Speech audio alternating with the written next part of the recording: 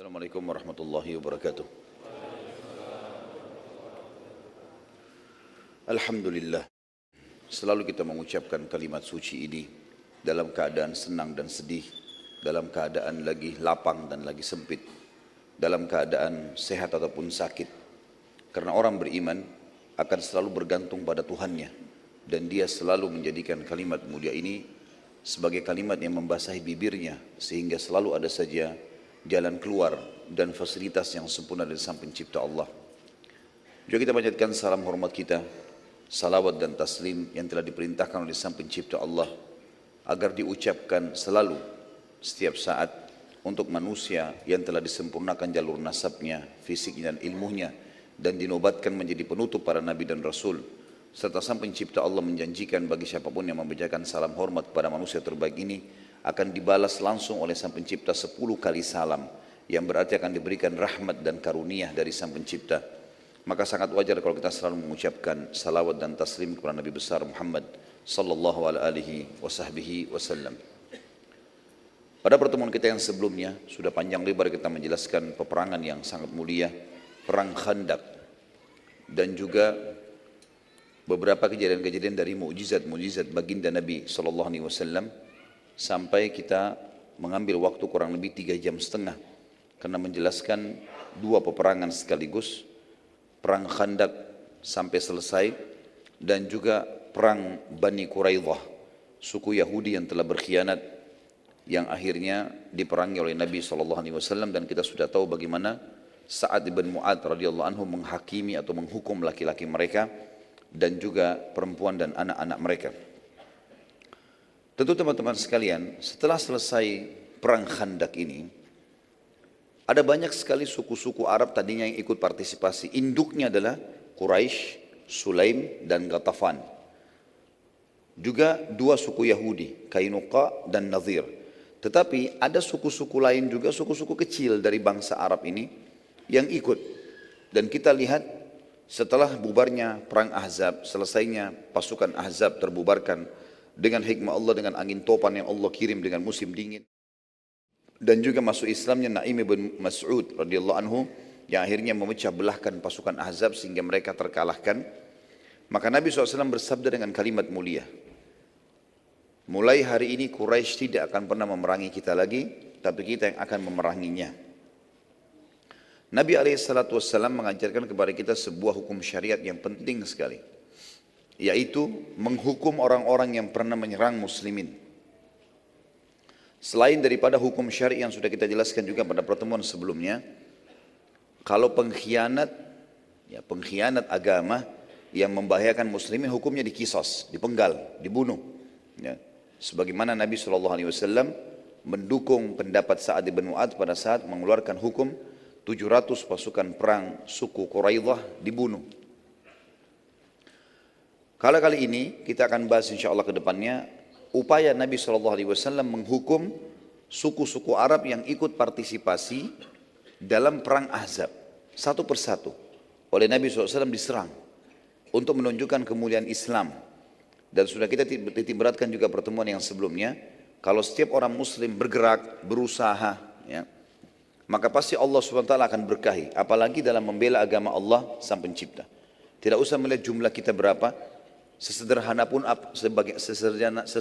apapun senjata kita, yang jelas Allah akan berikan kemenangan kalau kita ikhlas dalam membela agamanya. Dan itu kita sudah lihat dalam rentetan histori sejarah perang jihad dari zaman Nabi SAW sampai akhir jihad. Kapanpun itu terjadi, mungkin sampai menjelang hari kiamat, jumlah muslimin umumnya selalu lebih sedikit, senjata lebih sederhana, tapi Allah berikan kemenangan mereka justru karena keimanan mereka. Yang paling pertama, setelah kejadian perang Ahzab yang terjadi pada bulan Syawal, dan itu selesai di akhir bulan Zulhijjah, di akhir bulan Zulqa'dah, karena kan orang Quraisy mengepung Madinah itu 41 atau 43 hari, sekitar 1,5 bulan. Jadi mereka masuk di bulan Syawal, awal Syawal, mereka pergi meninggalkan tempat itu kurang lebih di pertengahan Zulqa'dah. Di awal Zulhijjah, tahun 5 Hijriah, Nabi SAW mulai membentuk ekspedisi-ekspedisi yang akan menyerang orang-orang yang telah mengganggu muslimin dan masuk dalam kelompok Ahzab. Yang pertama adalah Nabi SAW menyuruh kaum muslimin untuk membunuh seorang pimpinan Yahudi dari suku Nadir selain Huyai bin Akhtab. Huyai bin Akhtab sempat terbunuh. Kita sudah bahas pada pertemuan sebelumnya. Tapi ada satu lagi namanya Salam bin Abi Huqaiq atau julukannya Abu Rafi'. Orang ini termasuk otak bersama dengan sahabatnya Huyai bin Akhtab untuk membentuk pasukan Ahzab sehingga diseranglah Madinah pada saat itu.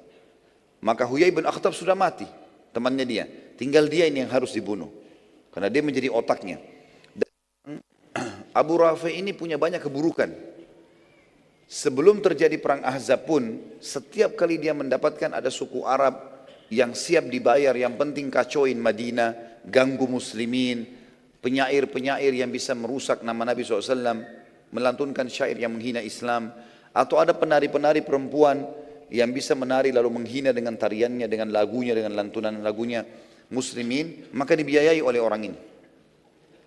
Maka Nabi SAW di bulan Zulhijjah, di awal Zulhijjah, tahun 5 Hijriah, tepatnya di tahun yang sama terjadi perang Khandaq atau perang Ahzab, beliau bersabda kepada para sahabat, siapakah yang bisa menyelesaikan urusannya Abu Rafi'? Salam tadi bin Baik.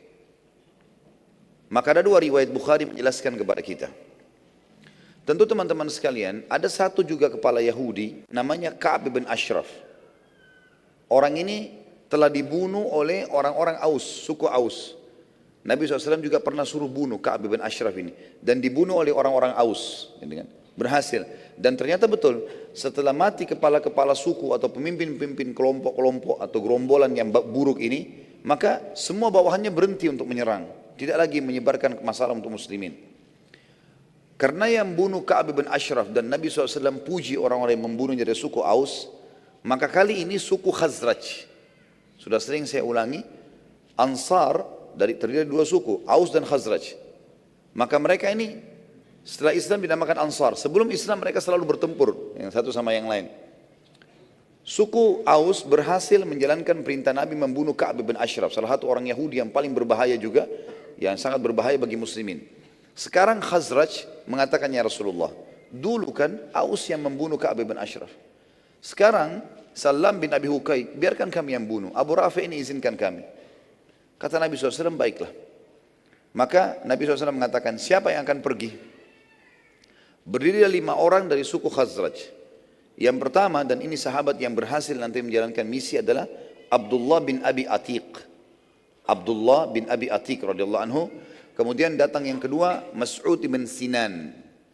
Mas'ud bin Sinan. Kemudian Abdullah bin Unais. Abdullah bin Unais. Kemudian Abu Qatadah Al-Harith bin Rabi'. Abu Qatadah Al-Harith bin Rabi'. Nanti saya akan ulangi namanya. Kemudian ada satu orang, bukan dari Khazraj, tapi sekutunya Khazraj. Ada satu suku yang suku Arab ini sekutunya Khazraj. Satu orang dari mereka ikut namanya Khuza'ah atau Khuza'i bin Aswad. Khuza'i bin Aswad. Jadi 4 orang murni dari suku Khazraj, Abdullah bin Abi Atiq, kemudian Mas'ud bin Sinan, kemudian Abdullah bin Unais, kemudian Abu Qatadah Al-Harith bin Rabi'. Jadi 4 orang ini dari suku Khazraj. Abdullah bin Abi Atiq, Mas'ud bin Sinan, Abdullah bin Unais, dan Abu Qatadah Al-Harith bin Rabi'. Lalu didukung dengan satu orang sekutunya Khazraj bernama Khuza'ah atau Khuza'i bin Aswad. Abdullah bin Abi Atiq ditunjuk oleh Nabi SAW untuk menjadi pimpinan ekspedisi ini. Jalankan. Rasulullah SAW menitip pesan kepada mereka. Ingat, tugas kalian membunuh Salam bin Abi Huqaiq saja. Tidak boleh bunuh perempuan, tidak boleh bunuh orang lain, tidak boleh rusak fasilitas umum, apa saja. Jangan buat kerusakan. Targetnya satu orang itu. Terbunuh, sudah selesai tugas kalian. Pada saat itu kebetulan Salam bin Abi Huqaiq, karena dia dari suku Nadir, dan mereka sudah dikeluarkan oleh Nabi SAW dari Madinah, mereka bertempat di Khaybar. Khaybar sebuah kota yang besar, bahkan Khaybar pada saat itu lebih besar dari kota Madinah. Banyak sekali di situ orang Yahudi yang tinggal, dua suku, dan mereka berkembang biak, serta juga ya mereka memiliki perkebunan yang sangat besar, sebagaimana nanti kita akan lihat dan kita bahas panjang lebar di perang Khaybar. Masuklah pada saat itu kelima orang sahabat ini, dan mereka memantau pada saat sudah masuk ke dalam benteng, mereka memantau rumah-rumah penduduk, menunggu sampai rumah penduduk semuanya sudah tertutup di malam hari, sudah dipadamkan lampu-lampu mereka. Kalau zaman sekarang, zaman dulu dipadamkan api-api mereka, sumbu-sumbu api mereka. Kemudian pergilah kelima orang sahabat ini mengetuk rumahnya Abu Rafi'. Setelah mengetuk, istrinya membuka, lalu istrinya bertanya, karena ini Abu Rafi' kepala suku. Biasanya kepala suku atau raja itu, Salam bin Abi Hukak ini, dia sering membantu orang, royal, dermawan lah, gitu ya, supaya namanya harum di tengah-tengah masyarakat. Maka istrinya mengatakan untuk buka pintu, siapa kalian ini? Kepada 5 orang sahabat ini. Mereka bilang, kami adalah orang-orang kafilah Arab yang sedang membutuhkan bantuan bekal makanan. Maka berkatalah istrinya Salam, masuklah, temui suami saya. Maksudnya disuruh masuk ke ruang tamu gitu. Maka pada saat mereka masuk ke ruang tamu, sempat salah seorang sahabat bertanya, rumah ini seperti apa? Ditanya kepada istrinya, si Salam. Oh ini kamar saya, ini gini. Dia polos menyampaikan begitu saja. Maka para sahabat tahu di mana kamar tidurnya Salam. Tiba-tiba tanpa pakai menunggu, ada satu orang sahabat menunggu di pintu utama rumah untuk menjaga istrinya Salam supaya tidak keluar, melaporkan kepada orang Yahudi. Kemudian yang 4 masuk ke dalam kamar tidurnya. Dan mereka mengatakan di dalam hadis Bukhari, kami demi Allah menemukan kamar Salam sangat gelap, dan kami tidak bisa melihatnya kecuali karena memang kulitnya sangat putih. Jadi orangnya sangat putih dan gagah sekali. Saking putihnya sampai kami melihat dia di posisi tempat tidurnya seperti kain putih yang sedang digantung di sebuah tembok yang hitam. Maka tanpa menunggu satu kesempatan pun, sahabat ini rame-rame menusukkan ya, pedang-pedang mereka, menghantamkan mereka, dan Abdullah bin Abi Atik, pimpinan ekspedisi ini, yang menusuk ke dadahnya sampai akhirnya Abdullah bin Salam meninggal dunia, mati. Istrinya sempat menangis, teriak-teriak. Lalu sahabat yang di depan pintu hampir menebaskan pedangnya, tapi dia mengingat pesan Nabi SAW tidak boleh bunuh wanita. Maka kelimanya pun akhirnya keluar dari rumah Salam, kemudian melarikan diri pulang ke Madinah dan berhasil melakukan ekspedisi ini.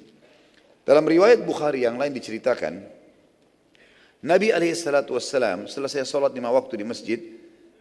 Tidak disebutkan tentu sholatnya sholat apa di sini. Yang jelas dari salah satu dari 5 waktu sholat wajib. Nabi SAW berkata, siapa yang akan menyelesaikan urusannya Abu Rafi' untukku? Abu Rafi' untukku. Abdullah bin Abi Atik mengatakan, ini tentu versi yang berbeda, tapi sama, kasusnya adalah membunuh Salam bin Abi Huqaik. Kata Abdullah bin Abi Atik, saya Rasulullah, saya akan membunuhnya. Kata Nabi SAW, pergilah dan bawalah beberapa teman-temanmu. Maka pergilah mereka dan berlima tadi orang ini, pergi. Mereka pergi sampai mereka mendekati benteng Khaybar, dan tahu ini adalah bentengnya Salam atau Abu Rafi'. Mereka pun menunggu di luar, dan mereka menunggu, mendengar, mencari informasi, mendengar di sekitar benteng. Ada suara yang menyebutkan Abu Rafi', Abu Rafi', sampai mereka mengetahui ini adalah rumahnya Abu Rafi'. Dan dalam riwayat ini dijelaskan agak berbeda. Rumah Abu Rafi' 2 lantai, dan Abu Rafi' ada di atas, serta di sebelah kamar dia ada beberapa kamar pengawalnya. Mereka pun mendengarkan suara Abu Rafi', Abu Rafi'. Maka mereka tahu ini adalah kamarnya. Kata 4 orang sahabatnya Abdullah bin Abi Atik tadi, radhiyallahu anhu ajma'in, bagaimana? Kami mau istirahat dulu, sudah malam. Mungkin besok kita pikirkan bagaimana cara menyerang. Kata Abdullah, silakan, kalian istirahat saja. Kalau saya mau cari celah. Mungkin ada celah yang bisa kita masuk malam ini dan kita membunuhnya, selesai misi kita. Maka keempat orang istirahat. Ada hutan, semacam pembohonan, kebun-kebun kurma di luar benteng Khaybar. Mereka istirahat di situ. Abdullah bin Abi Atik tunggu depan gerbang sambil memikirkan bagaimana caranya bisa masuk ke tempatnya Abu Rafi' ini. Dengan hikmah Allah, pada saat itu tiba-tiba terdengar gemuruh dalam benteng, dan suara, karena mereka menggunakan bahasa Arab orang-orang Yahudi ini, karena mereka berbau dengan orang Arab sebagaimana saya jelaskan pertemuan yang lalu. Maka mereka mengatakan, untahnya raja kita Abu Rafi' sedang hilang. Untahnya Abu Rafi' sedang hilang. Maka berbondong-bondong masyarakat dalam benteng itu keluar. Jumlahnya banyak. Anak kecil, perempuan, laki-laki, orang tua, masih orang muda, semuanya pada keluar. Pegang obor. Tujuannya untuk mencari untanya Abu Rafi'. Kata Abdullah bin Abi Atiq, saya temukan di pintu gerbang ada 2 atau 4 orang penjaga sangat jeli. Dia menghafal wajahnya orang-orang yang tinggal dalam benteng. Dia menghafal wajahnya orang-orang yang dalam benteng. Maka dia tahu kalau ini pendatang. Kata Abdullah, saya tidak temukan kesempatan untuk masuk ke dalam benteng lebih tepat daripada sekarang. Karena lagi ramai. Dia bilang, saya tutup wajah saya. Kemudian saya menyelip bersama orang-orang yang pada saat mereka sudah temukan unta Abu Rafi', mereka masuk.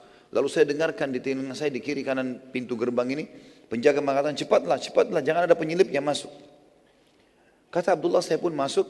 Begitu orang-orang pada masuk, saya temukan ada di dekat pintu gerbang kandang keledai.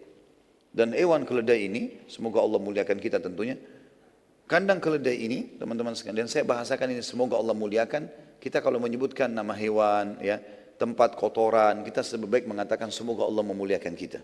Doa agar Allah SWT memuliakan, tidak menjadi seperti tempat-tempat. Dan kita tahu keledai ini adalah hewan yang disebutkan dalam Al-Quran.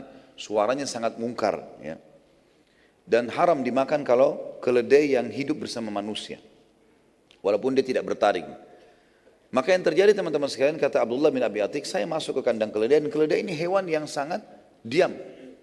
Bahkan Allah SWT sebutkan juga dalam salah satu ayat yang lain, diberikan ibarat keledai itu, kalau ada orang-orang yang pintar, orang yang belajar agama, tapi dia tidak mengamalkan ilmunya, seperti keledai yang memikul buku, maka tidak ada manfaatnya sama sekali. Yang jelas keledai ini, sifatnya salah satunya adalah dia tidak bergerak, dia tidak pusing. Ada siapa di sebelahnya, ada bahaya atau enggak, seperti itulah. Abdullah bin Abi Atiq mengatakan, tepat saya berada di sebelah keledai tersebut sampai seluruh penduduk benteng sudah masuk. Saya lihat sudah aman, sunyi. Penjaga pun gerbang sudah mencantolkan penutupnya. Mereka pun pergi istirahat karena setiap hari selalu mereka merasa aman. Tidak sangka kalau malam itu akan ada masalah. Kata Abdullah, setelah aman, tenang semuanya, saya biarkan beberapa saat lalu saya naik tangga.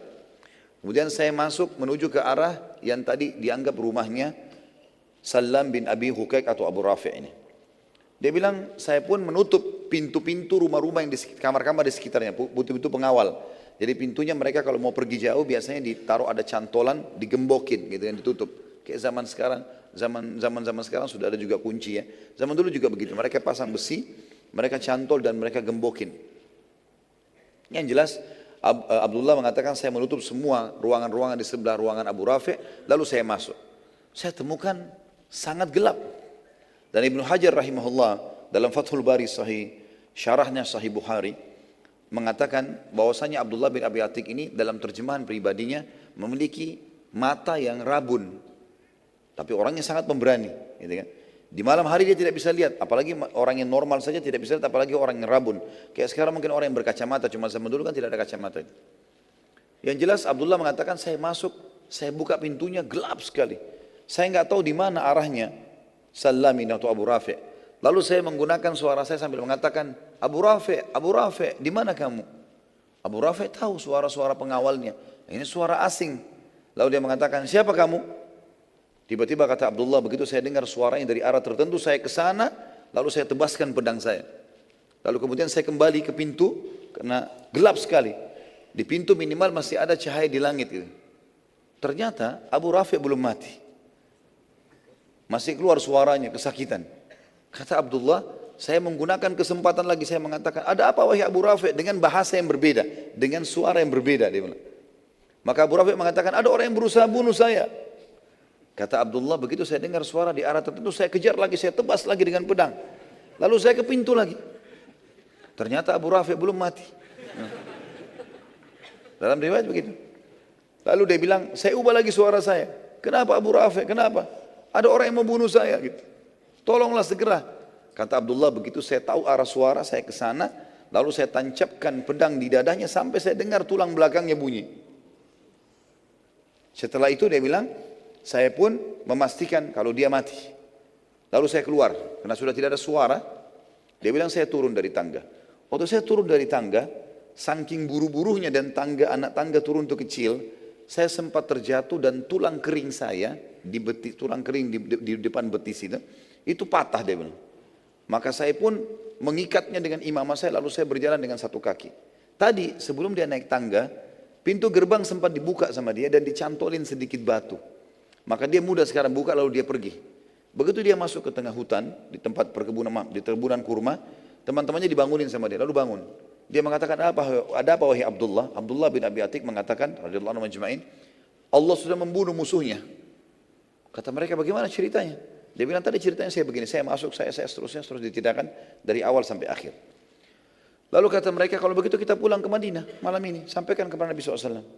Kata Abdullah, dan ini sifat orang mukmin, dia ditugaskan, dia selesaikan. Kata dia, kalian baliklah kalau kalian mau balik. Tapi saya tidak akan balik sampai demi Allah saya pastikan musuh Allah ini mati. Dan tradisi orang-orang Yahudi pada saat itu kalau ada raja mereka atau kepala suku mati, di benteng-benteng mereka di pojok-pojok itu ada kayak menara, di situ mereka teriak-teriak mengatakan si fulan mati, si fulan mati. Datanglah ke rumahnya, ya, ada yang punya hak silakan diambil dan seterusnya.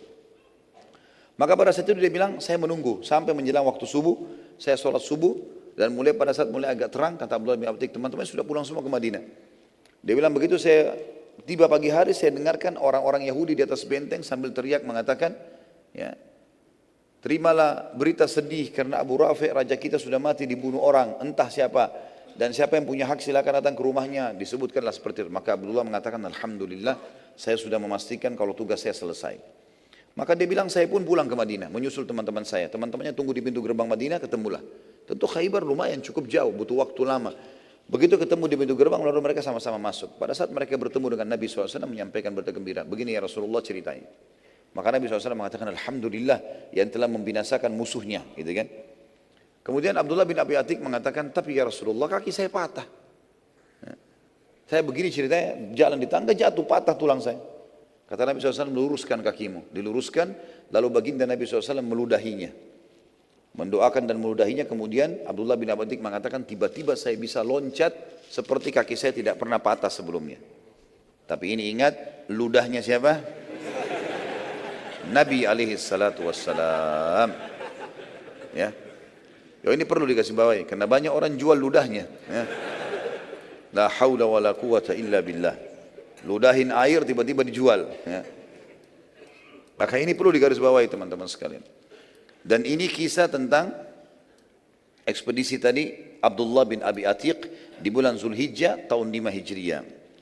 Di bulan Muharram tahun 6 Hijriah, tepatnya 1 bulan setelah itu, Nabi SAW mengirim sahabatnya yang bernama Muhammad bin Maslamah radhiyallahu anhu.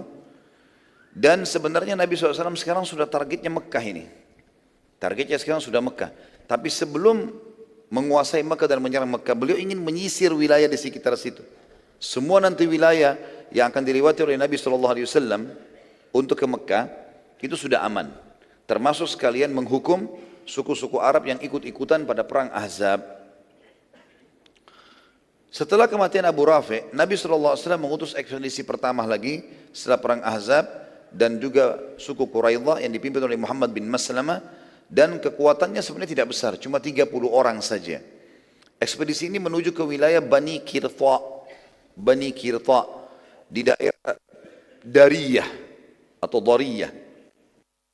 Ini di wilayah Najd, tepatnya di Bakarat, ya. Jarak Madinah kurang lebih jarak tempuh 7 malam perjalanan. Pasukan melewati Bani Bakar bin Kilab, jarak perjalanan 10 hari, lalu menyerang mereka. Jadi Nabi SAW menyuruh datang sebenarnya di sini. Perjalanan targetnya adalah 7 hari perjalanan, tapi suku ini terbentang sampai perjalanan 3 hari saking besarnya. Namanya Bani Bakar. Bani Bakar ini juga ikut partisipasi di perang Ahzab, juga mengirim bantuan makanan, bantuan unta, mengirim sedikit pasukan bersama orang-orang Quraisy dan Yahudi pada saat itu. Maka Muhammad bin Maslamah berhasil menyerang mereka tanpa mereka sadari, walaupun cuma 30 orang, tapi Muhammad bin Maslamah menyerang selepas sholat subuh, di waktu masih gelap, Dan berhasil pada saat itu menang, dan mendapatkan ghanimah karena suku ini buyar semuanya, melarikan diri bubar, kemudian mereka mendapatkan 100 ekor unta dan 3.000 ekor domba sebagai ghanimah. Pada saat kembali ke Madinah, Muhammad bin Maslamah bersama pasukannya menemukan seseorang yang mereka tawan karena mereka kira ini bagian daripada suku Bakar. Saat tiba di Madinah, Nabi SAW menyambut dengan berita gembira, ternyata mereka menang, bawa ghanimah. Dan Muhammad bin Maslamah juga menunjukkan kalau ada beberapa tawanan yang kami bawa. Waktu Nabi SAW mengecek tawanan-tawanan, Nabi SAW terkejut karena melihat di tawanan ternyata ada Thumama bin Gusal. Thumama bin Gusal ini teman-teman sekalian adalah orang tadi yang ditemukan oleh Muhammad bin Maslamah di jalanan. Tadinya dikirain dari suku Bakar, ternyata bukan, orang kebetulan lewat. Dia kepala sukunya suku Hanif atau suku Hanifah. Dan ini penguasa wilayah Yamamah. Ini ada kisahnya sendiri. Nabi SAW mengenalnya. Lalu beliau berkata kepada para sahabat, apakah kalian tahu siapa yang kalian tawan ini? Kata para sahabat, tidak wahai utusan Allah. Kami tidak kenal. Kata Nabi SAW, ini adalah Thumamah bin Gusal. Dia kepala suku Hanifah, wilayah, penguasa wilayah Yamamah. Wilayah Yamamah ini wilayah yang sangat luas di dekat kota Mekah. Di dekat kota Mekah. Nabi SAW bersabda kepada para sahabat, layani dengan baik dan khususkan dia dalam pelayanan serta ikat dia di dekat pintu masuknya masjid. Biar dia lihat orang lalu lalang pada saat sholat. Dia dengarkan juga kalau ada penyampaian tausiah atau penyampaian nasihat dari Nabi SAW, dia bisa dengar. Nabi SAW pada saat itu teman-teman sekalian, setiap kali mau sholat, beliau selalu sempatkan mampir bertemu dengan Thumamah. Lalu berkata, wahai Thumamah, bagaimana keadaanmu dan pendapatmu? Kau sekarang tertawan di wilayah kami. Bagaimana pendapatmu? Seperti juga dikatakan, apa sebenarnya maumu? Kau mau bagaimana sekarang? Kata Thumamah, wahai Muhammad, bila engkau membunuh, maksudnya kau bunuh aku gara-gara tawanan ini, maka engkau membunuh seseorang yang memiliki banyak darah yang siap terkorban untuknya. Maksudnya sukuku besar. Wilayah Mama kamu tahu, pasti mereka akan menyerang Madinah. Bila engkau memaafkan, maka engkau memaafkan seseorang yang sangat tahu bagaimana berterima kasih. Apa yang kau minta saya akan kasih. Bila engkau menginginkan harta, sebutkan saja semaumu, maka engkau akan mendapatkannya. Nabi SAW meninggalkan, tidak ngomong apa-apa, mimpin sholat. Dari pagi sampai malam, besok lagi, hari keduanya. Jadi subuh, maghrib, isya jadi targetnya Nabi SAW. Didengarkan ayat-ayat Al-Quran, karena dia orang Arab, mengerti. Di hari kedua Nabi SAW lewat lagi. Pada saat mau sholat subuh, mampir lagi. Lalu bertanya, bagaimana keadaanmu hai Thumamah? Bagaimana pendapatmu? Dia ulangi kalimat yang sama. Wahai Muhammad, bila engkau membunuh, engkau telah membunuh orang yang banyak darah siap terkorbankan untuknya. Bila kau memaafkan, engkau telah memaafkan seseorang yang sangat tahu bagaimana berterima kasih. Bila engkau menginginkan harta, sebutkan saja, maka engkau akan mendapatkannya. Nabi SAW tinggalkan di hari kedua. Kemudian Thumamah melihat, mendengarkan ayat Al-Quran, melihat bagaimana para sahabat pada saat pulang, mereka berpelukan, mereka salaman, saling menanyakan kabar. Dan yang paling membuat dia kagum adalah bagaimana muamalahnya sahabat dengan para tawanan. Thumamah kepala suku, dia tahu bagaimana berperang, bagaimana orang kalau jadi tawanan. Enggak pernah diurus makanannya, enggak pernah dikasih minuman, dibiarin saja mati, bahkan kadang-kadang digebukin, dirampas hartanya secara paksa. Thumamah tidak sama sekali. Bahkan Nabi SAW suruh melayani. Ada seorang sahabat yang sempat menyuapkan dia roti, memegang kurma di tangan kirinya, roti di tangan kanannya. Lalu sahabat ini menyodorkan ke mulutnya Thumamah roti itu, bukan kurma kering. Dia kaget, belum pernah ada orang begini sama tawanan. Dan pada saat jatuh dari mulutnya, sahabat itu tahan, lalu dimasukkan lagi kembali. Padahal dia tidak ada hubungannya sama Thumamah, cuma mendengarkan sabda Nabi SAW suruh berbuat baik pada tawanan. Hari ketiga Nabi SAW lewat lagi lalu mengucapkan lagi, wahai Thumamah, bagaimana pendapatmu? Maka Thumamah mengucapkan lagi hal yang sama. Wahai Muhammad, bila kau membunuh, kau bunuh aku, maka kau telah membunuh orang yang banyak darah siap berkorban untuknya. Bila kau memaafkan orang yang sangat tahu bagaimana berterima kasih. Bila kau mau harta, sebutkan saja. Tiba-tiba Thumamah kaget teman-teman sekalian pada saat Nabi SAW mengatakan, hai Thumamah, aku telah bebaskan kamu dan aku tidak butuh imbalan. Pulanglah. Karena targetku bukan kamu, target kami suku Bakar. Suku kamu Hanifah tidak ada urusan sama kami. Karena tidak ikut-ikut dalam perang Ahzab. Thumamah kaget pada saat itu. Karena biar bagaimana, dia sudah tawanan. Umumnya orang minimal kalau tidak membunuh minta tebusan. Apalagi di kepala suku bisa bayar berapa saja. Sumama akhirnya keluar dari kota Madinah merenungi kejadian tersebut. Dia mentadabburi ayat-ayat Al-Quran yang dia dengarkan dalam 3 hari. Dia mendengarkan beberapa tausiah Nabi SAW, penyampaian wasiat beliau. Dia melihat bagaimana reaksi para sahabat bermuamalah dengan para tawanan. Bagaimana mereka saling menyapa satu sama yang lain. Dia berpikir ini nggak mungkin salah. Ini pasti agama yang benar. Lalu dia kembali ke Madinah lagi. Kemudian dia mendatangi Nabi SAW. Dia mengatakan, hai Muhammad, bagaimana caranya untuk menganut agamamu? Kata Nabi SAW, ucapkan asyhadu an la ilaha illallah wa anna Muhammad Rasulullah. Sederhana, syahadat. Kata dia, demi Allah wahai Muhammad, saat aku tertawan di sini, tidak ada wajah yang lebih aku benci dari wajahmu, agama dari agamamu, dan negeri lebih dari negerimu. Dan sekarang aku ucapkan asyhadu an la ilaha illallah wa anna Muhammad Rasulullah. Demi Allah wahai utusan Allah, sekarang engkau orang yang paling aku cintai, agamamu adalah agama yang paling aku junjung, dan negerimu negeri yang paling aku rindukan. Aku sekarang akan balik ke kaumku, sarankan aku wahai utusan Allah. Apakah aku balik ke kaumku atau aku lanjutkan umrah yang telah aku niatkan sebelum tertawan? Jadi ternyata Sumama ini waktu ditawan oleh Muhammad bin Maslamah, dia lagi menuju ke Mekah mau umrah, tapi dengan tradisi jahiliyah, penyembah berhala gitu kan. Ditawan, tadinya Muhammad bin Maslamah mengira dia dari suku Bakar. Kata dia, apakah saya lanjutkan umrah atau saya kembali ke kaum saya? Ada pilihan lain, riwayatnya mengatakan, atau saya tinggal sini belajar. Nabi SAW bersabda pada Sumama, lanjutkan saja umrahmu, tapi sesuai dengan tuntunan Islam. Lalu Sumama mulai bertanya, bagaimana tuntunan Islam? Diajarkanlah. Di antaranya talbiyah yang tidak boleh ditambah dengan talbiyah syirik. Labbaik Allahumma labbaik, labbaik la syarika lak labbaik, innal hamda wan ni'mata lakal mulk la syarika lak. Sampai situ. Ini adalah talbiyah sunnah yang sahih. Ini ajaran Nabi Ibrahim AS, ajaran Nabi Muhammad AS. Tapi orang Quraisy menambahkan kalimat illa syarikan huwalak tamlikuhu wa ma malak. Gitu kan? Artinya, tambahannya tentunya ini, kecuali sekutu yang kau miliki. Kita kan kalau baca labbaik Allahumma labbaik, ya Allah aku jawab panggilanmu dengan santun. Labbaik la syarika lak labbaik, aku jawab panggilanmu dengan santun. Maksudnya ke umrah dan haji. Yani, tidak ada sekutu bagimu. Innal hamda wan ni'mata laka wal mulk. Segala puji-pujian untukmu, ya, kerajaan untukmu, semua nikmat milikmu. La syarika lak, tidak ada sekutu bagimu. Orang Quraisy menambah kalimat syirik, illa syarikan huwalak, kecuali sekutu yang kau miliki. Tamlikuhu wa ma malak, engkau menguasainya dan apa yang dia miliki. Ini kalimat syirik, enggak boleh. Nabi SAW meluruskan itu. Kemudian mengajarkan kepada dia tata cara sholat, kewajiban di waktu sholat, tata caranya, sebagian surah-surah pendek. Lalu Sumama akhirnya mengerti masalah itu. Sumama radhiyallahu anhu lalu mempelajari Islam beberapa hari pada saat itu, sholat, terutama 5 rukun Islam lah. Ia sangat terpengaruh dengan perilaku Nabi SAW, demikian pula para sahabat. Ini pelajaran yang luar biasa, bagaimana muslimin mendahulukan akhlak, lembut dalam segala keadaan, dan tegas pada tempat dan kondisinya. Ya. Saat Sumama masuk ke Mekah, dia sudah tinggalkan Madinah, maka tokoh-tokoh Mekah menyambutnya dengan gembira, karena tahu ini kepala suku Hanifah. Ya.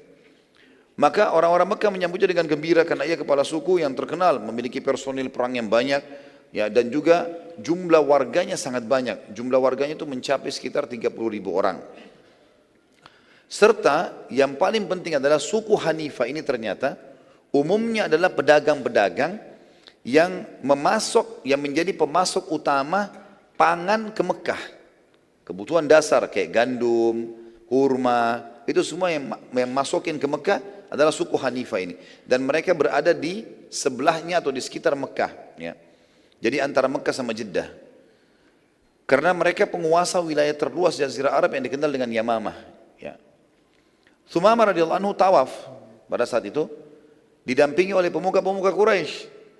Waktu talbiyah, Sumama mengucapkan labbaik Allahumma labbaik, labbaik la syarika lak labbaik, innal hamda wan ni'mata lak wal mulk la syarika lak. Berhenti, Sumama diam. Dan orang-orang Quraisy tahu selama 13 tahun muslimin di Mekah, pada saat mereka tawaf, mereka melengkapkan ini. Mereka membaca sampai sini. Dan bedanya antara mereka dengan muslimin karena tidak ada tambahan kalimat terakhir, illa syarikan huwalak tamliku wa malak. Maka orang-orang Quraisy, tokoh-tokoh Quraisy bertanya, hai Sumama, kenapa kau enggak lanjutkan talbiyahmu? Maka Sumama, ya, pada saat itu menjawab, memang apa tambahannya? Kata mereka, kan kau sudah tahu. Kenapa harus bertanya? Apa kau sudah menganut agamanya Muhammad dan meninggalkan nenek moyangmu juga? Maka kata Sumamah, ya, saya sudah masuk Islam. Asyhadu an la ilaha illallah wa anna Muhammad Rasulullah. Tiba-tiba pemuka Quraisy marah. Ditawan Sumamah ini. Ditawan, diikat, tawan. Suku Hanifah mengetahui berita kalau kepala sukunya ditahan nih. Maka mereka pun datang mengunjungi Sumamah di Mekah. Lalu Sumamah memerintahkan mereka untuk memboikot asupan pangan semuanya ke Mekah. Maka sukunya pun mengikutinya. Walaupun sebenarnya sukunya dalam keadaan kafir sama dengan Quraisy. Belum masuk Islam, mereka belum tahu itu. Beberapa hari saja semua asupan gandum, kurma, segala macam nggak ada yang bisa masuk ke Mekah.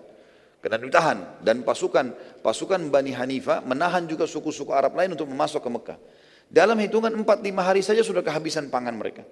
Kehidupan mereka makan roti, buku tepung, gandum. Ini nggak bisa sama sekali.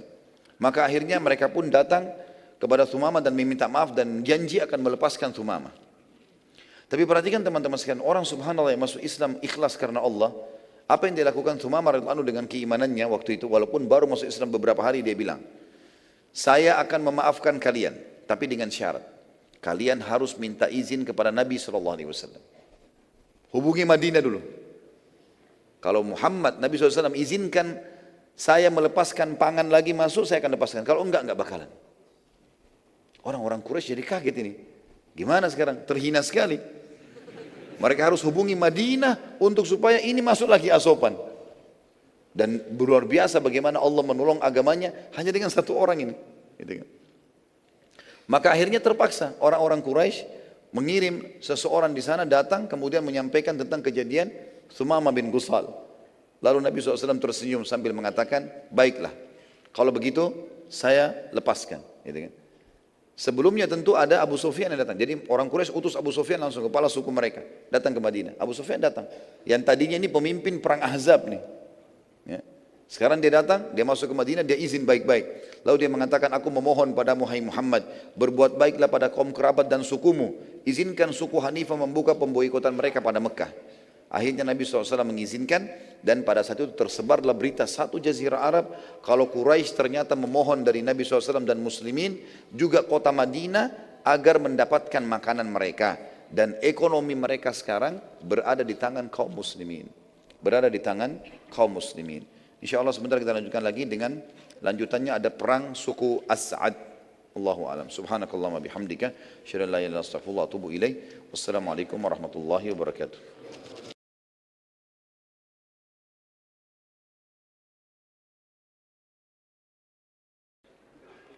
Assalamualaikum warahmatullahi wabarakatuh. Alhamdulillah wassalatu wassalamu ala Rasulillah. Segala puji bagi Allah Subhanahu wa taala, juga salawat dan taslim kepada Nabi besar Muhammad sallallahu alaihi wasallam. Pada bulan Safar tahun 6 Hijriah, Nabi alaihi salatu wassalam mengutus beberapa sahabat untuk menyerang suku As'ad. Dan suku As'ad ini termasuk salah satu suku yang bergabung di pasukan Ahzab. Dan pimpinan mereka bernama Tuwalaihah bin Khuwailid al-Uzdi. Nabi SAW sempat mengutus kepada mereka 40 pasukan kuda dan memilih Uqashah bin Muhsin radhiyallahu anhu agar memerangi mereka. Tentu Uqashah bin Muhsin terkenal dengan keterampilan menunggangi kuda dan pedangnya, dan dia sering dijadikan oleh Nabi SAW pemimpin dalam peperangan. Dan dialah yang sempat hadis yang masyhur waktu Nabi SAW mengatakan 70.000 dari umatku masuk surga tanpa hisab. Lalu kemudian Uqashah mengatakan, doakan saya termasuk salah satu 70.000 itu ya Rasulullah. Kata Nabi SAW, kau termasuk dari 70.000 itu. Ada sahabat lain yang mengatakannya, Rasulullah doakan saya juga. Kata Nabi, kau telah didahului oleh Uqashah. Ya. Uqashah bin Muhsin radhiyallahu anhu pergi 40 orang. Hal ini Nabi SAW memilih dia karena Uqashah sendiri dari suku As'ad. Ini sukunya dia, tapi sukunya tidak masuk Islam tentunya. Maka pada saat tiba di sana dia sangat tahu seluk beluknya dan akhirnya dia mengatur strategi perang. Dan ternyata Uqashah berhasil dengan kelihayannya radhiyallahu anhu menyerang suku As'ad. Dan waktu dia menyerang, setelah sholat subuh ternyata di pemukiman kosong. Dan yang ada cuma 10 orang. Dan 10 orang ini berhasil ditawan oleh Ukasha. Ya. Ternyata sudah kosong, tidak ada lagi harta, tidak ada lagi orang, semuanya sudah kosong. Ini semua disebabkan karena suku As'ad telah mendengar kalau muslimin sudah mulai menghukum siapapun yang ikut di perang Ahzab. Karena mereka ketakutan, akhirnya mereka melarikan diri dari pemukiman mereka. Dan mereka buat pemukiman di tempat lain, tapi Allahu alam di mana. Yang jelas salah satu dari tawanan dari 10 itu mengatakan, wahai Ukasha, mau enggak saya menunjukkan kepadamu di mana hartanya suku As'ad.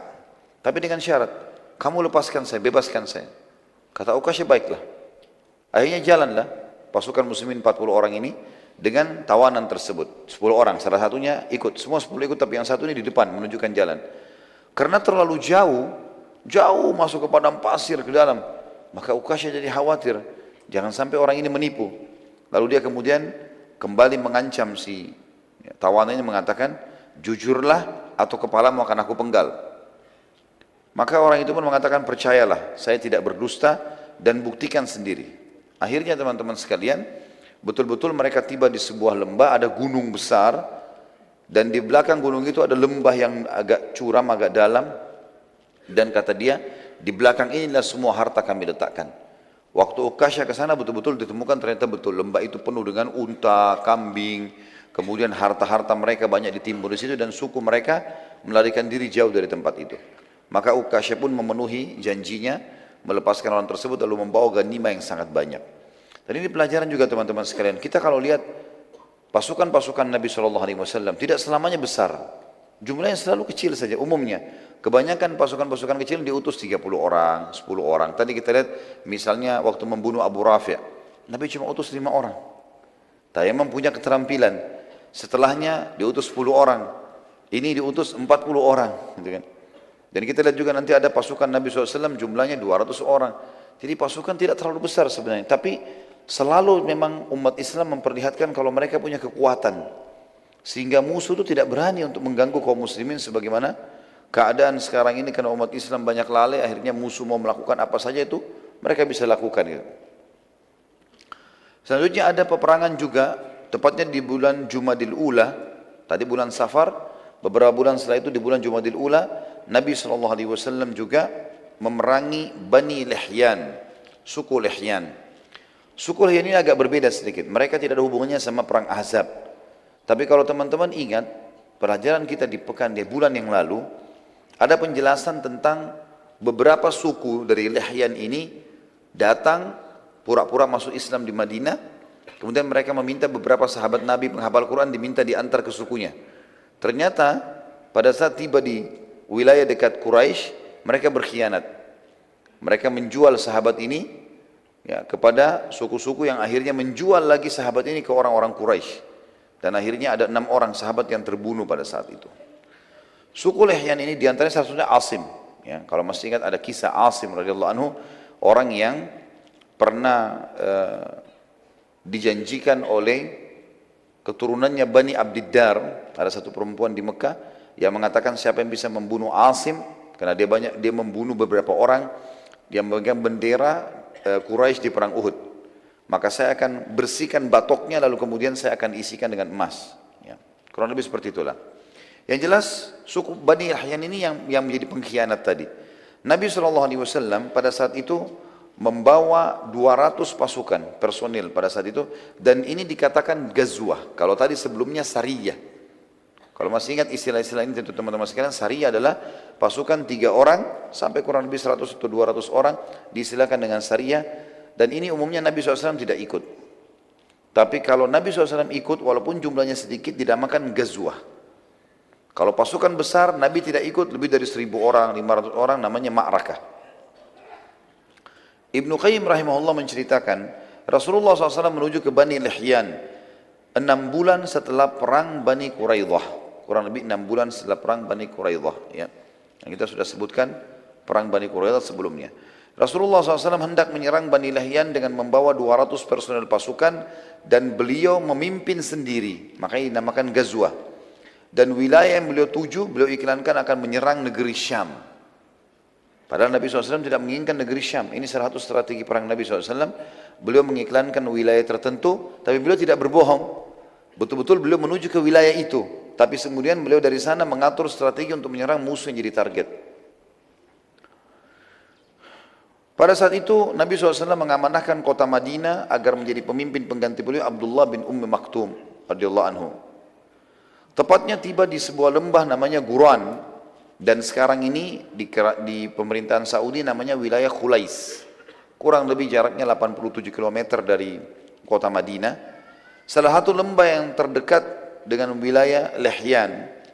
Lembah tersebut terletak antara Amaj dan Usfan, tempat beberapa sahabat yang sempat gugur karena pengkhianatan. Karena itu Nabi SAW sempat mampir dan mendoakan mereka, para sahabat tadi, dan memohon ampun dan rahmat untuk mereka. Bani Lihyan mengetahui kedatangan Nabi SAW dengan mata-mata mereka, maka mereka melarikan diri ke puncak-puncak gunung, dan Nabi SAW pada saat masuk ke pemukiman mereka tidak menemukan satu orang pun. Dan gunung jauh di padang pasir, mereka melarikan diri. Maka Nabi SAW sempat tinggal selama 2 hari di tempat mereka untuk menunjukkan kekuatan kaum muslimin, walaupun hanya 200 personil. Dan waktu itu Bani Lihyan memiliki personil ribuan orang, tapi mereka semua melarikan diri. Nabi SAW waktu itu sempat mengutus beberapa sahabat mencari tahu, mengejar Bani Lihyan, namun tidak menemukan satupun di antara mereka. Nabi SAW lalu menuju ke wilayah Usfan dan mengutus 10 personil kuda dari 200 itu, dipimpin oleh Abu Bakar radhiyallahu anhu, untuk masuk ke perkampungan Ghanim namanya. Ini untuk memantau berita Quraisy, sudah dekat dengan wilayah Mekah. Jadi sudah dekat sekali dengan Mekah. Lalu Nabi SAW kembali ke Madinah setelah menduduki tempat tersebut selama 14 hari. Dan ini disebutkan oleh Ibnu Qayyim rahimahullah dalam buku beliau Hadil Ma'ad fi Hadi Khairil Mi'ad. Ini di jilid 3 halaman 276. Dalam riwayat atau kisah yang lain, dalam buku-buku sejarah yang lain disebutkan, Bani Lihyan termasuk yang berkhianat dan membunuh beberapa orang sahabat, diantaranya Asim radhiyallahu anhu. Kisah masyhur yang dikenal juga dengan kisah kejadian mata air Raji', ya, di mana suku Lihyan menyerahkan sebagian sahabat yang mereka jual pada Quraisy, dan akhirnya Quraisy membunuh sebagiannya dan suku Lihyan membunuh sebagian yang lain.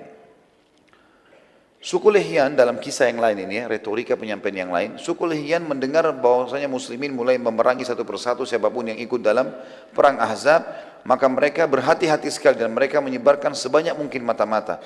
Namun mereka tidak bisa mendapatkan informasi, hanya saja mereka tahu muslimin keluar kemudian menuju ke negeri Syam, dan negeri Syam jauh dari mereka. Tapi karena ketakutan mereka akhirnya meninggalkan wilayah kekuasaan mereka, dan muslimin berhasil datang ke wilayah Lihyan. Setelah tiba di dekat negeri Syam, Nabi SAW turun kembali untuk ke pemukiman mereka dan sempat tinggal selama 2 hari untuk menunjukkan kemuliaan Islam. Dalam riwayat yang kedua ini disebutkan, Nabi SAW pada saat mau pulang ke Madinah baru mampir di tempat lokasi kuburan para sahabat yang terbunuh pada saat itu. Lalu beliau berdoa. Kalau riwayat yang pertama tadi, mampir dulu baru kemudian menyerang suku Lihyan. Dan ini juga termasuk pelajaran teman-teman sekalian, sunnah dari Nabi SAW dalam Islam, untuk kalau lewat kuburan, ziarah. Mampir sebentar, mengucapkan salam dan mendoakan para jenazah, kenal atau tidak kenal tentunya. Di antara sunnah Nabi SAW kita mengatakan, Assalamualaikum dara qawmin mu'minin, antumus sabiquna wa nahnu insya'allahu bikum lahikun, ghafarallahu mustaqbina minkum wal mustakhirina minna. Keselamatan untuk kalian wahai penghuni kuburan, orang-orang beriman, kalian telah mendahului kami dan kami akan menyusul kalian. Semoga Allah memaafkan orang-orang terdahulu di antara kalian dan orang yang menyusul di antara kami. Beliau SAW juga sempat, dalam riwayat ini sama juga dengan riwayat pertama, mengutus 10 orang personel dipimpin oleh Abu Bakar radhiyallahu anhu. Kalau tadi riwayat pertama menjelaskan cuma sampai ke lembah Ghanim, sudah dekat di wilayah Mekah, tapi belum masuk Mekah. Riwayat kedua menjelaskan Abu Bakar Rasulullah Nabi SAW masuk ke wilayah haram, masuk ke wilayah Mekah, masuk ke wilayah haram, baru sudah masuk ke Mekah.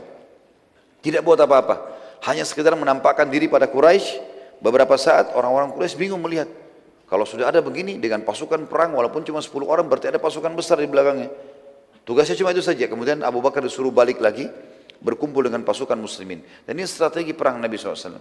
Ada beberapa strategi perang Nabi SAW, karena kita sedang berbicara dari tadi pagi sampai sekarang ini, bicara masalah peperangan, maka selalu memang manfaat-manfaat faedahnya kita bicara masalah itu. Termasuk strategi perang Nabi SAW, beliau selalu menyerang wilayah yang sudah terdengar akan menyerang beliau.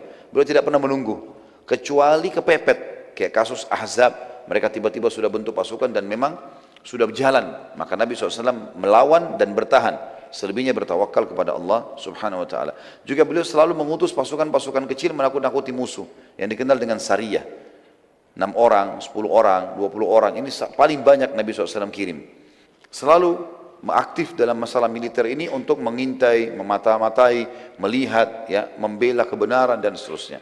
Dan itu terjadi tentu sampai zaman-zaman khilafah Islamiyah dulu, mereka sangat kuat dari sisi militer. Tentu tidak mengganggu wilayah orang, tapi tentu punya persiapan yang mapan untuk membela agama Allah.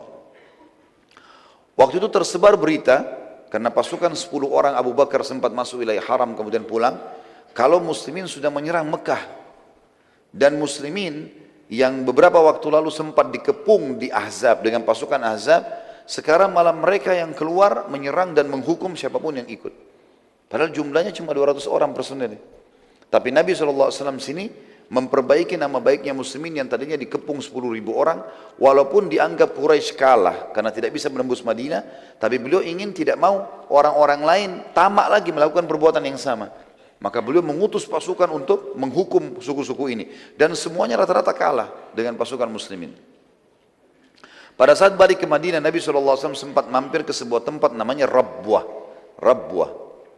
Rabwah sebuah wilayah kurang lebih 80 km dari kota Mekah. Dan pada saat itu beliau menghampiri sebuah kuburan yang sangat tua.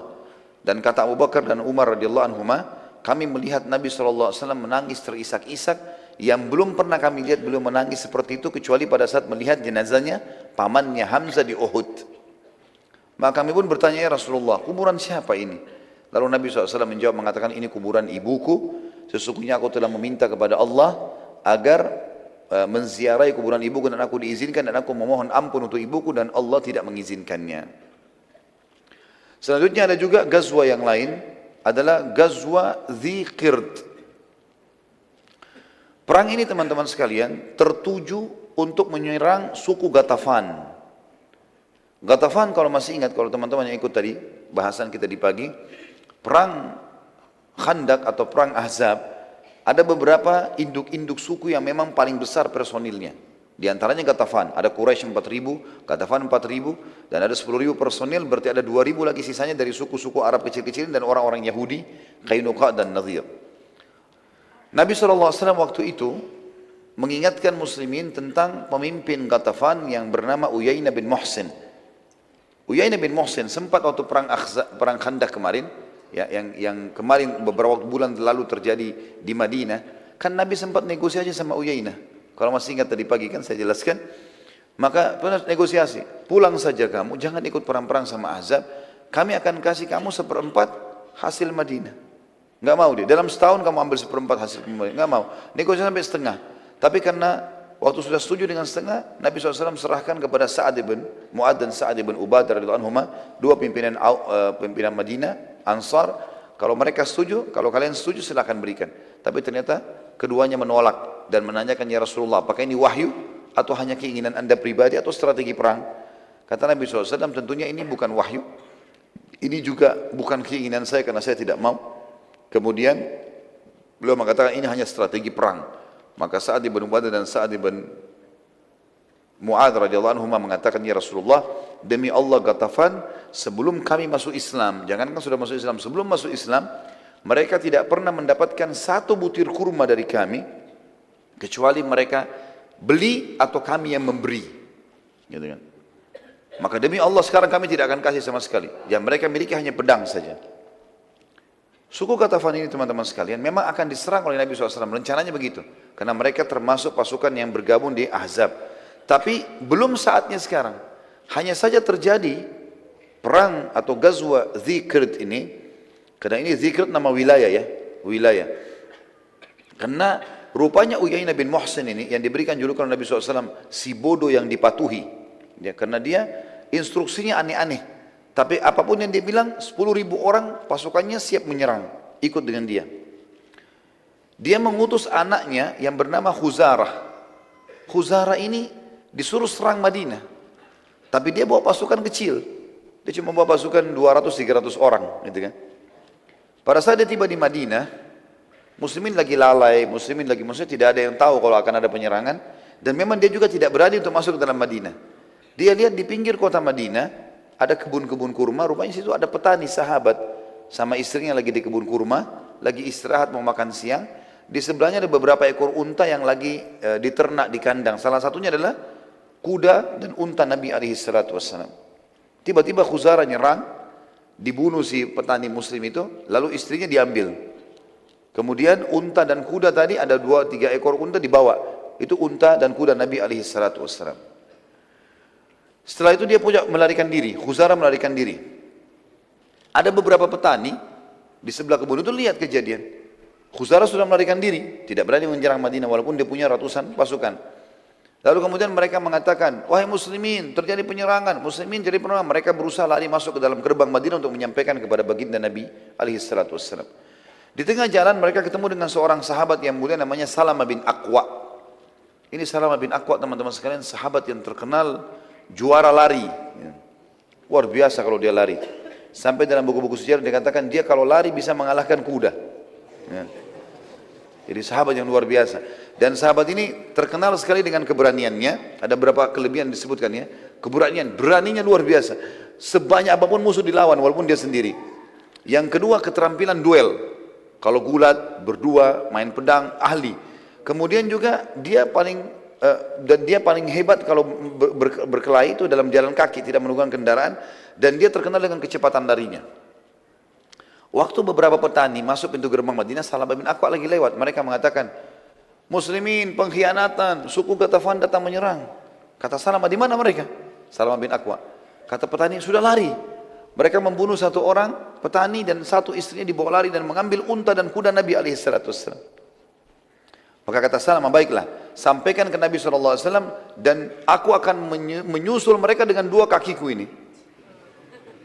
Dan betul-betul dalam kisah ini dikatakan Salamah bin Aqwa lari dengan sangat cepat. Padahal pasukannya Khuzarah pakai kuda. Dan berhasil ditemukan. Dia berhasil menemukan pasukan yang 200 orang itu. Salamah bin Aqwa waktu kelihatan dari jauh. Salamah duduk sebentar, dilempar anak panah, mengganggu mereka. Anak panah ini jaraknya jauh, bisa 100 meter, 200 meter bisa jangkau kalau orang yang mahir gitu kan. Maka yang terjadi, Khuzarah berhenti. Dia cuma 1 orang. Disuruh serang. Waktu diserang, Salamah punya cara strategi, dia lari ke arah Madinah. Dan dikejar sama kuda nggak bisa ketemu. Karena cepatnya gitu kan. Jadi dia lari-lari nggak bisa dikejar. Kemudian setelah orang-orang ini menganggap, sudah lepas nggak bisa. Mereka kembali, Salamah kembali lagi. Panain lagi mereka. Begitu terus, sampai beberapa kali. Akhirnya kata Khuzarah, orang ini punya pasukan di belakangnya nih. Ini orang cuma mau menunda kita nih. Bukan mau perang dia. Maka Khuzarah pun akhirnya mengatakan pada pasukannya, kalian semua pulang. Bawa tawanan ini, si perempuan muslimah ini, bawa unta sama kuda ini, biarkan saya, dia dengan adiknya namanya Habib, dan ada 2 orang lagi pasukannya dia, 4 orang nunggu di situ. Pada saat itu teman-teman sekalian, para petani berhasil menyampaikan info kepada Nabi SAW. Tanpa menunggu, Nabi SAW mengutus pasukan 200 orang. Dan 200 orang ini dipimpin oleh Sa'ad ibn Zaid. Sa'ad ibn Zaid radhiyallahu anhu. Beliau mengatakan pada saat itu, jihad wahai muslimin. Terkumpul 200 orang ini, Sa'ad ibn Zaid lalu disuruh oleh Nabi SAW segera nyusul cepat. Lalu kemudian Nabi SAW menunggu pada saat itu sampai akhirnya terkumpul 700 personil kuda lain. Selain 200 tadi ada 700 lagi. Dan Nabi SAW memimpin sendiri 700 itu. Makanya dinamakan Ghazwah. Dinamakan Ghazwah.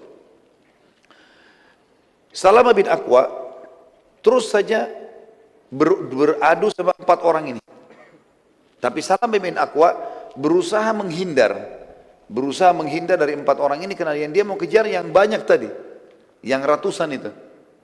Maka dia berusaha menghindar sampai dia berhasil meloloskan diri dari 4 orang ini. Dia mau mengejar yang 196 orang tadi.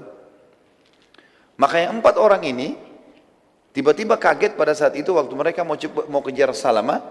Rupanya pasukannya Sa'ad yang 200 orang sampai, Sa'ad bin Zaid tadi. Sampai. Di dalam pasukan ini, rupanya Sa'ad mengutus, di dalam pasukan ada 1 orang namanya Abu Qatadah. radhiyallahu anhu, sahabat Nabi yang mulia. Abu Qatadah ini terkenal juga dengan keberanian dan keterampilan perangnya gitu. Dan ini juga pelajaran teman-teman sekalian. Berarti memang para sahabat itu punya keterampilan individual dalam keterampilan perang. Mereka belajar semua. Dan ini teman-teman juga perlu belajar bela diri, belajar keterampilan, dan niatnya untuk olahraga dan sekaligus satu waktu kalau dibutuhkan. Bukan untuk melakukan pemberontakan atau hal-hal yang buruk, itu nggak mungkin. Gitu ya. Umat Islam tidak mengenal itu. Tapi dia tidak boleh juga lalai.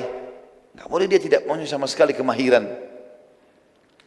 Maka yang terjadi adalah Abu Qatadah ini, waktu pasukan Sa'ad, ya, Ibn Zaid sudah tiba di sekitar lokasi, 4 orang ini coba melarikan diri. Abu Qatadah minta izin sama Sa'ad, saya mau kejar 4 orang ini. Kata Sa'ad, silakan kejar. Maka dikejar sama dia, diserang. Serangan ini 1 orang lawan 4, berhasil ditemukan. Waktu mereka mau kejar 4 orang ini, mau kejar Salamah bin Aqwa, tidak ketemu, maka ketemu dengan Abu Qatadah. Terbunuhlah Habib, ya, anaknya Uyainah bin Muhsin. Jadi ada 2 anaknya, Khuzarah dengan Habib. Habib terbunuh. Khuzarah dan 2 orang temannya berhasil lari, pulang, lari ke pemukiman mereka. Waktu itu Abu Qatadah mau mengejar 3 orang ini, tapi ini ada korbannya dia, ada Habib. Habib ini pakai baju kerajaan karena dia anak raja, anaknya Uyainah bin Muhsin, kudanya bagus. Dan dalam Islam kalau orang berhasil duel dan mengalahkan seseorang, berarti apa yang dimiliki kan jadi haknya dia. Tapi Abu Qatadah tidak mau kehilangan 3 orang itu. Maka dia pun membuka jubahnya lalu dipakein di atas badannya Habib yang jadi korban yang sedang dibaringkan di atas kuda gitu. Waktu itu Abu Qatadah coba mengejar. Ternyata pasukan Sa'ad tiba. Pasukan Sa'ad tiba, bersamaan juga enggak lama kemudian datang pasukan Nabi SAW. Terkumpullah 900 pasukan muslimin. Orang-orang muslim melihat pada saat itu dari jauh, melihat, oh ini bajunya Abu Qatadah. Berarti Abu Qatadah mati. Kata Nabi SAW, bukan. Ini bukan Abu Qatadah, tapi ini adalah Habib. Sebagaimana wahyu sampaikan. Korbannya Abu Qatadah. Dan ini adalah milik dia. Dia sengaja meletakkan jubahnya supaya diketahui kalau ini adalah korban dia. Maka akhirnya Nabi SAW pun ya, menyatakan pada satu pasukan untuk kembali karena masih dekat dengan Madinah. Sempat Salamah bin Aqwa kembali, ya, Abu Qatadah juga kembali, ketemu dengan Nabi SAW, lalu Salamah mengatakan, ya Rasulullah, kirimkan bersamaku 100 orang saja. Aku pilih, aku akan kejar mereka ya Rasulullah. Kata Nabi SAW, tidak bisa hai Salamah. Sungguh mereka telah tiba di tempat mereka sebelum kau mendapatkannya. Jadi ada wahyu menyampaikan tidak bisa. Dan ini juga kejelian Nabi SAW karena beliau tahu di suku Ghatafan sangat jauh dari Madinah dan mereka punya 10.000 personil. Nggak mungkin dikalahkan dengan 100 orang. Maka beliau sekarang mengajak para sahabat untuk kembali ke Madinah. Ngatur strategi perang yang lain. Karena Ghatafan belum jadi target sekarang. Belum jadi target. Penutupan dalam perang atau Ghazwa Zikirt ini, ada seorang sahabiat tadi, masih ingat istrinya petani yang diambil jadi tawanan. Tibalah di suku Ghatafan. Sahabat ini punya cerita sendiri. Dia bilang waktu tiba di situ malam hari, suku Ghatafan semuanya pada istirahat. Saya melihat unta Nabi SAW. Ada unta Nabi di situ. Maka saya pun naik di atas unta Nabi.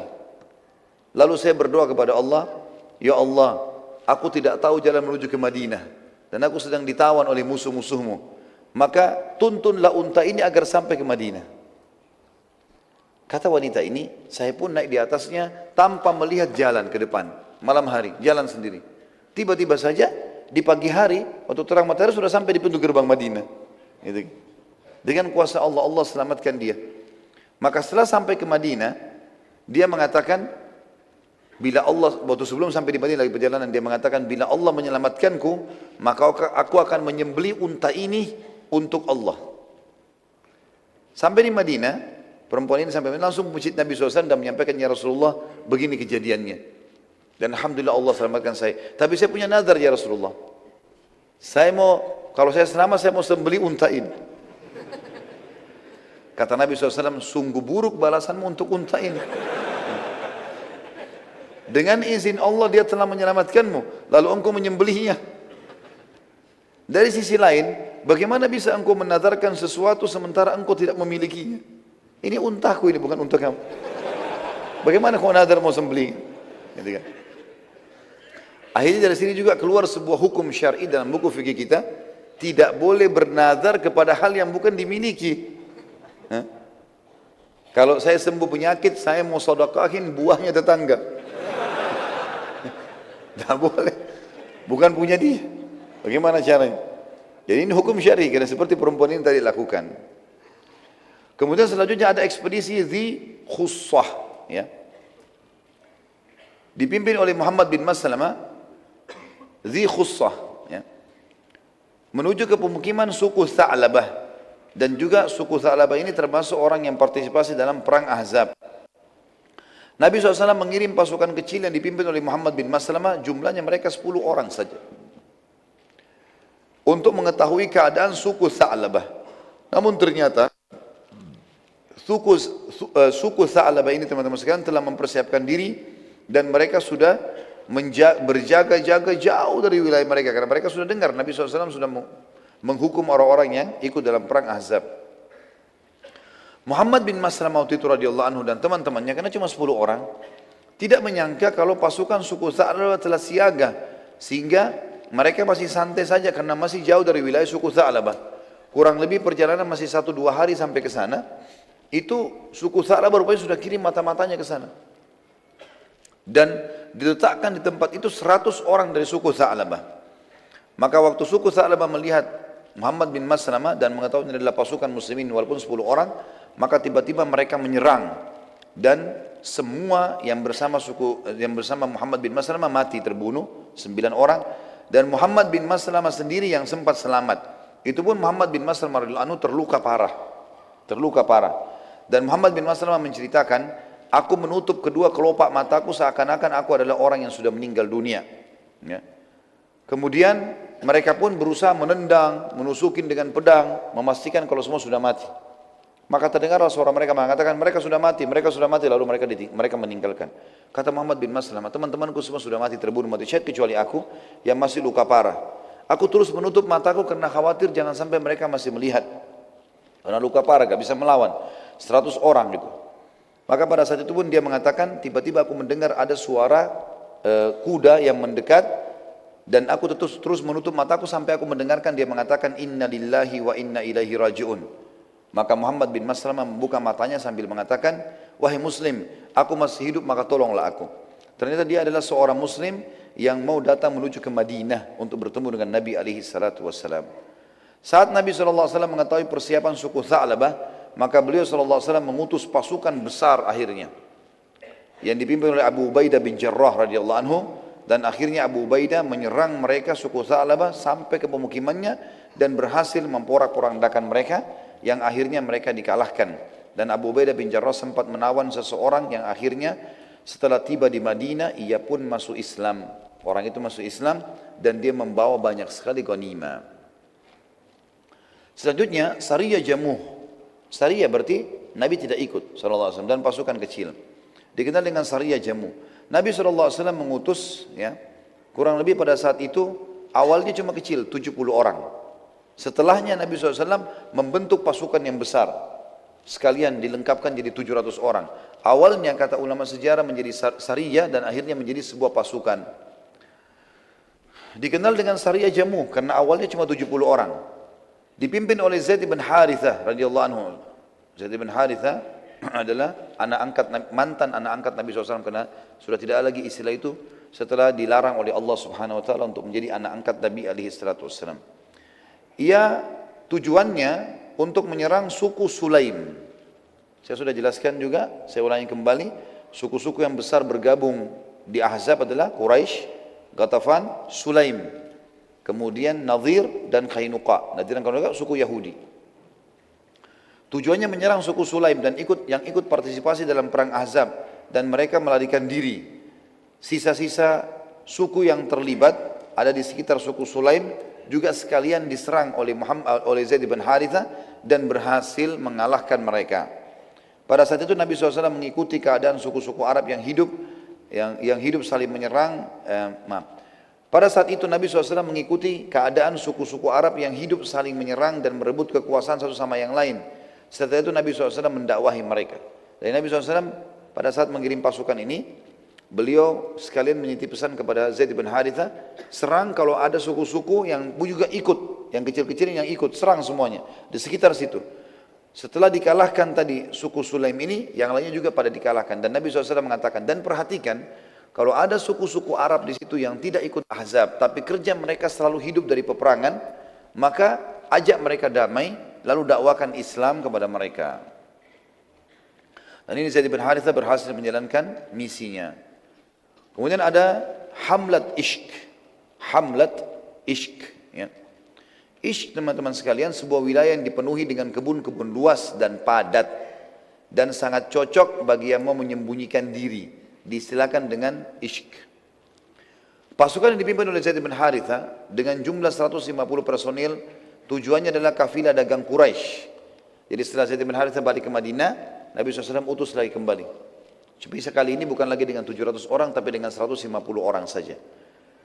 Tujuannya untuk menahan kafilah Quraisy yang lewat di wilayah Ishq. Ishq ini ada dari negeri Syam menuju ke Mekah, lewati Madinah. Di antara Madinah sama negeri Syam.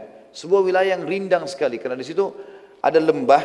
Lembah itu sering menampung air hujan. Jadi kalau ada hujan, sering menampung. Jadi ada mata-mata air, sehingga membuat banyak pohon-pohon tumbuh di situ. Dikenal dengan wilayah Ishq. Pada saat itu teman-teman sekalian, Zaid bin Harithah tujuannya diutus Nabi SAW untuk menahan kafilah Quraisy. Pada saat itu berhasil. Kafilah Quraisy lewat diserang oleh Zaid bin Harithah. Dan berhasil mengambil kafilah tersebut dan menawan seseorang yang bernama Abul As. Siapa Abul As ini? Ini adalah anak mantu Nabi SAW. Suaminya Zainab radhiyallahu anha. Abul As. Jadi waktu Nabi SAW diutus jadi Nabi di Mekah, anak-anak beliau semua mengikrarkan syahadat, mengikrarkan Islamnya, ya, mengikrarkan kenabian ayahnya. Ya. Maksud saya di sini mengikrarkan kenabian ayahnya. Ya. Maka pada saat itu teman-teman sekalian, satu-satunya kerabat Nabi, maksudnya yang merupakan anak mantu beliau, yang tidak masuk Islam adalah Abul As. Maka Nabi SAW pisahkan dengan Zainab. Dipisahkan. Dan ini sebuah hukum syar'i. Kalau wanita muslimah, nggak boleh sama sekali sentuh oleh laki-laki kafir. Walaupun dasarnya tadinya suami istri. Maka harus dipisahkan terlebih dahulu sampai suaminya masuk Islam. Gitu kan? Hukum syar'inya begitu. Terjadi pada anak Nabi SAW Zainab. Karena Abul As tidak mau masuk Islam, maka Nabi pisahkan. Tapi masih status suami istri. Dipisahkan dalam kata tidak boleh berhubungan biologis di sini. Pada saat Nabi SAW bertakbir untuk sholat, karena dibawa Abul As ini dibawa ke Madinah.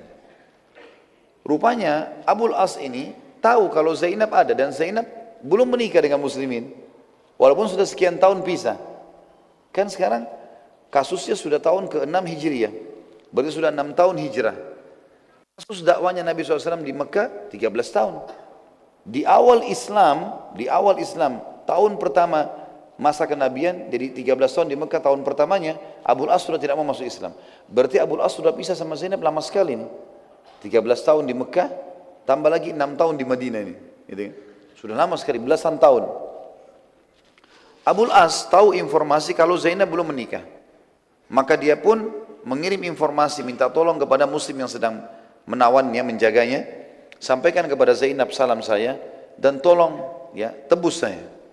Minta supaya Zainab tebus.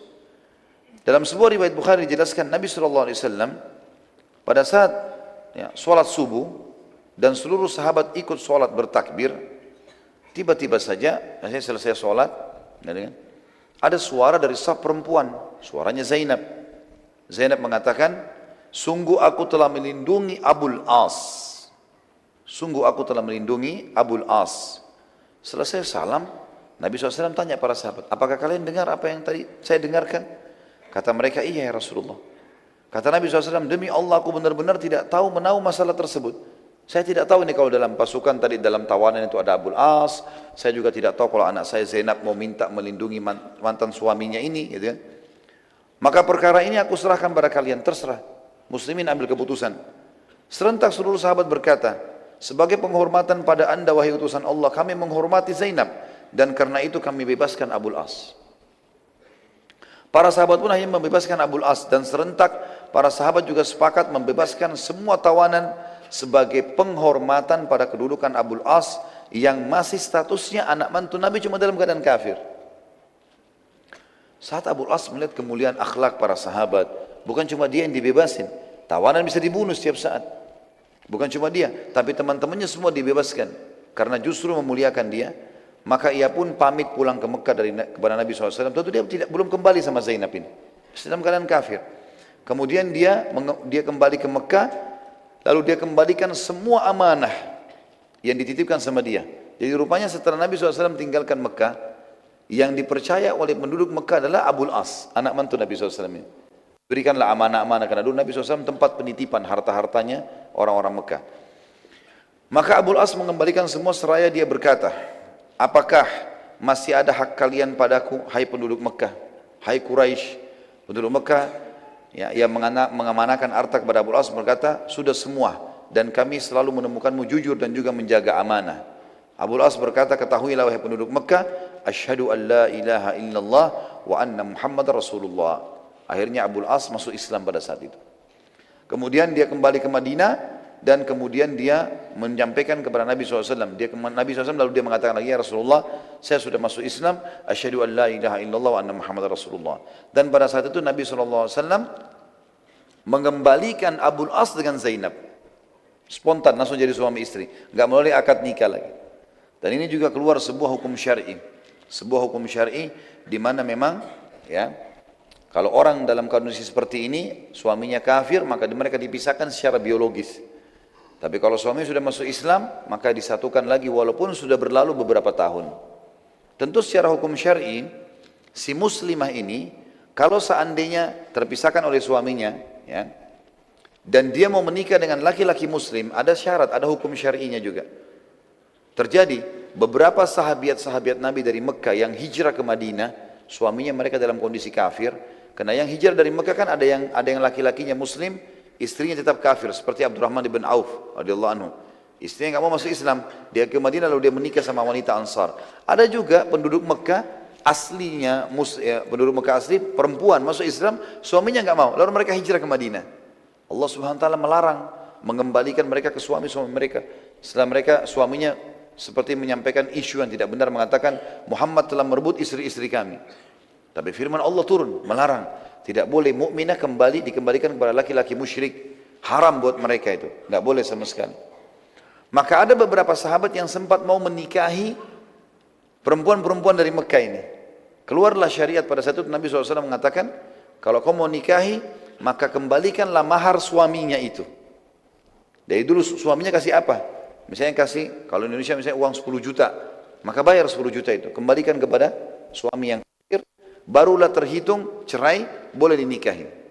Boleh dinikahi. Ini bagian daripada hukum syariat Allahu alam yang kita sebutkan. Baik, sampai sini bahasan kita insyaAllah. Dan kita akan lanjutkan nanti, pertemuan akan datang dengan izin Allah. Ghazwat Bani Mustaliq. Ghazwat Bani Mustaliq akan kita bahas dengan izin Allah pada pertemuan kita yang akan datang. Tentu juga itu pertemuan sebelum menjelang Ramadan nanti. Baik, kita berdoa kepada Allah SWT, semoga majlis kita diberkahi olehnya dan dijadikan sebagai tambahan amal kita pada hari kiamat. Semoga seluruh amal yang pernah kita kerjakan dan akan kita kerjakan sampai menjelang ajal datang nanti semua diterima dengan kemahamurahannya. Dan semoga semua dosa yang pernah kita kerjakan sekecil sampai sebesar apapun diganti dengan kemahamurahannya menjadi pahala. Semoga orang yang sakit disembuhkan penyakitnya, yang tidak utang dilunasi utangnya, yang belum menikah dimudahkan menikah dengan wanita yang salihah dan laki-laki yang saleh bagi perempuannya. Dan semoga yang belum memiliki keturunan diberikan keturunan yang baik, yang saleh. Dan semoga saja yang sudah punya keturunan dijadikan anak-anak yang baik dan berbakti. Dan kita berdoa agar Indonesia menjadi negara yang aman, makmur, damai. Seluruh umat Islam berada di bawah naungan ukhuwah Islamiyah dan angkat perselisihan di antara mereka. Dan semoga saja seluruh Indonesia diberikan juga pemimpin muslim yang kembali kepada Al-Quran dan Sunnah. Dan semoga Indonesia menjadi contoh bagi negara lain. Tidak pernah lupa kita doakan saudara kita di Palestina, di Syria, di Yaman, di Irak, di Myanmar, di Ahsa, dimanapun mereka berada sedang tertindas. Semoga Allah ikhlaskan niat mereka, terima para syuhada mereka, mulakan Islam di tangan mereka dan tangan kita semua. Dan semoga Allah partisipasikan kita bersama mereka di pahala, baik dengan doa, dengan harta, juga dengan jiwa kita. Dan semoga Allah dengan kemahamurahnya menyatukan kita semua di surga firdausnya tanpa hisab. Subhanallah, satukan kita di majlis ilmu yang mulia ini. Kalau benar dari Allah, kalau salah dari saya mohon dimaafkan. Subhanakallahumma bihamdika, asyhadu an la ilaha illa anta astaghfiruka wa atubu ilaik. Wassalamualaikum warahmatullahi wabarakatuh.